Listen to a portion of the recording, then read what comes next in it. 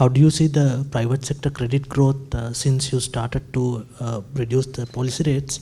Are you satisfied with that, and where do you see the targets? I think the private sector credit growth is not a target. So this in the current monetary policy framework, target is inflation. Our monetary policy, as a result of monetary policy changes, there could be an outcome of private sector credit. Obviously, when we relax monetary policy, what we expect, banks will give more credit to the private sector. That we can see clearly from June onwards. This is turning into positive territory, and that steadily moving in the trend will continue. We think that trend will continue, and there will be a reasonable amount of credit flow compared to the tightening cycle we had in almost 1.5 years. You can see all the negative growth, and now it will turn into positive, and I would expect that positive growth will continue. And there's no specific number that we are targeting. What we are targeting is inflation. No, some sort of overheating in the economy? No, then that will reflect in other areas, like say the exchange rate or reserve build up or the growth factors. There are several other early indicators that will show that there will be overheating.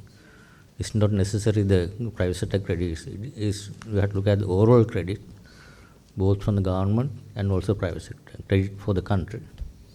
And you said you analyzed the credit, the interest rates in each and every bank. How satisfied are you in the reduction in the interest rates, overall interest rates in the market? It has been lower than what we anticipated when we issued this order somewhere back in I think August.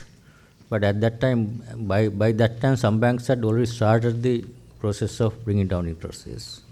But other banks, those are not started the process. We asked them to bring down at least, I think, 350 basis points by in December.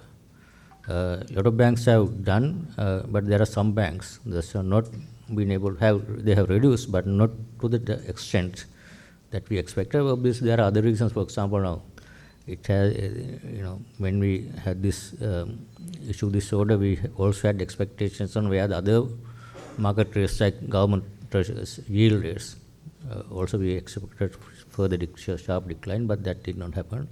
So there's impact on other factors. So, but that's why closely monitoring with the banks, and then we want all the banks to follow the instruction that we have issued.